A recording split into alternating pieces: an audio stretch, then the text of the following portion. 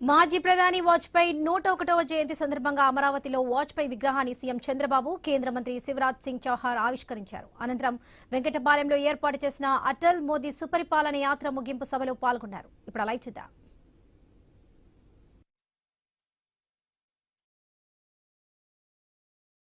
విముక్తి కావాలని ఏవైనా ప్రాంతాలు చైనా పాకిస్తాన్ ఆక్రమించుకుంటే పార్లమెంట్ లో నిలదీసిన మేటి మగధీరుడు అటల్ బిహారీ వాజ్పేయి గారు రష్యా యొక్క కుచ్చో భారతదేశం వస్తే అందరినీ పరిచయం చేస్తున్న సందర్భంలో అటల్ బిహారీ వాజ్పేయి దగ్గర ఆ రోజు జవహర్లాల్ నెహ్రూ ఆగి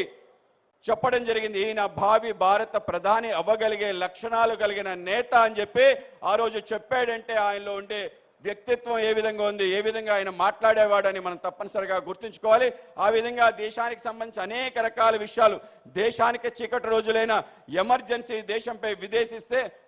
విధిస్తే దాని వ్యతిరేకంగా పెద్ద ఎత్తున పోరాటం చేయటం, 19 నెలలు కారాగార వాసం చేసి దేశవ్యాప్తంగా 1,00,000 మంది కార్యకర్తలు జైల్లోనూ బయట అనేక రకాల పోరాటాలు చేయటం గరంగా మరొక స్వతంత్ర ఉద్యమం ప్రజాస్వామ్యాన్ని పరిరక్షించి దాన్ని ప్రతిష్ఠించిన వ్యక్తి అటల్ బిహారీ వాజ్పేయి గారని గుర్తుంచుకోవాలి. అటల్ బిహారీ వాజ్పేయి గారు ఏవైతే విషయాలు నెలకొల్పారో తప్పనిసరిగా ఈ దేశంలో ఒక ప్రత్యామ్నాయం చూపించాలని కాంగ్రెస్ ఇతర పక్షం ఈ దేశంలో పరిపాలించగలదని ఒక ప్రయత్నం చేయటం జరిగింది. ఆ విధంగా 1977లో జనతా యొక్క ప్రయోగం చేసి ముందుకెళ్ళటం జరిగింది. కానీ దురదృష్టవశాత్తు ఆ యొక్క ఫలితం నిష్ప్రయోజనమైంది. చాలా బాధపడ్డాడు. కనుక తప్పనిసరిగా మరొకసారి మనం ప్రయత్నం చేద్దాం, మనం అలసిపోవాల్సిన అవసరం లేదు, మరొకసారి ప్రయత్నం చేద్దామని ఇప్పటి భారతీయ జనతా పార్టీని ఏప్రిల్ 6, 1980లో ఏర్పాటు చేసి ఈ యొక్క పార్టీకి సంబంధించిన ఆలోచన కూడా ఆయన మొదటి సమావేశంలోనే చెప్పడం జరిగింది. చాలా మంది అనుకుంటారు భారతీయ జనతా పార్టీ కమలం అంటే ఏదేదో సింబల్ అని, కమలం వెనక ఆలోచన, దాని యొక్క అనేక రకాల విశేషాలు, ఒక సిద్ధాంత భూమిక కలిగి మనం వెళ్ళాలనే ఆలోచనతో పంచనిష్టలని పెట్టడం జరిగింది. ఒక్కొక్క రేకు ఒక్కొక్క నిష్టకి ఒక్కొక్క ఆదర్శానికి ఉండాలని, ఈ దేశానికి సంబంధించిన మూలభూతమైన అంశం ఈ దేశం యొక్క సంస్కృతి. కనుక ఈ యొక్క సంస్కృతి ఆధారంగా దేశం నిర్మాణం కావాలని, కల్చరల్ నేషనలిజం అంటే సాంస్కృతిక జాతీయవాద ఆధారంగా ఈ దేశం వెళ్ళాలి అనే ఒక నిష్ట, దాంతోపాటు ఈ దేశం ప్రజాస్వామ్యంగా ఉండాలి అనే ప్రజాస్వామ్యం, అలాగే ఈ దేశంలో ఏదైతే మహాత్మా గాంధీ గారు చెప్పిన అంత్యోదయ సర్వోదయ ఉందో దాని ఈ దేశంలో అమలు చేసే విధంగా, చిట్ట చివరి వ్యక్తికి ఫలితాలు అందే విధంగా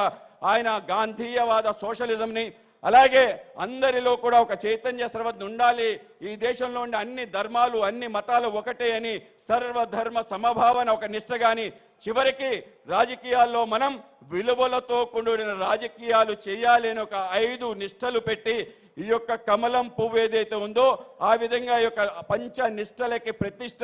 కనుక వాటి ఆధారంగానే రాజకీయాలు చేయాలనే ఒక ఆలోచనతో ఒక కొత్త స్రవంతి దేశ రాజకీయాల్లో భారతీయ జనతా పార్టీ పేరు మీద వచ్చిందనే విషయం మనం తప్పనిసరిగా గుర్తుంచుకోవాలి. ఆ విధంగా ప్రారంభమై 2 సీట్లు వస్తే నిరాశ పడకుండా కలిసి అద్వానీ గారు వాజ్పేయి గారు చేసిన గొప్ప యజ్ఞమే దేశవ్యాప్తంగా అన్ని రకాల పార్టీల్ని అందరినీ కలుపుకుని ఒక గొప్ప ప్రయత్నంతో 89లో అద్భుత విజయం సాధించి సుమారు 88 సీట్లు రావటం, ఆ రోజు దేశంలో అతిపెద్ద పార్టీగా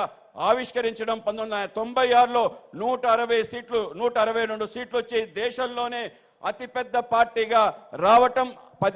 రావటంతో పాటు మొదటిసారి అటల్జీకి ప్రధానమంత్రి అయ్యే అవకాశం రావటం, అది కూడా మరొక అద్భుతం. ఆ విధంగా అందరి యొక్క కళని సాకారం చేస్తూ దేశంలో కాంగ్రెస్ ఇతర వ్యక్తి మొదటిసారి ప్రధానమంత్రి అవటం, కేవలం 13 రోజుల్లో దిగిపోవటం, 98లో జరిగిన ఎన్నికల్లో 182 సీట్లు వచ్చి రెండోసారి 13 సంవత్సరాలు 13 నెలలు ప్రధానమంత్రిగా ఉండటం, తర్వాత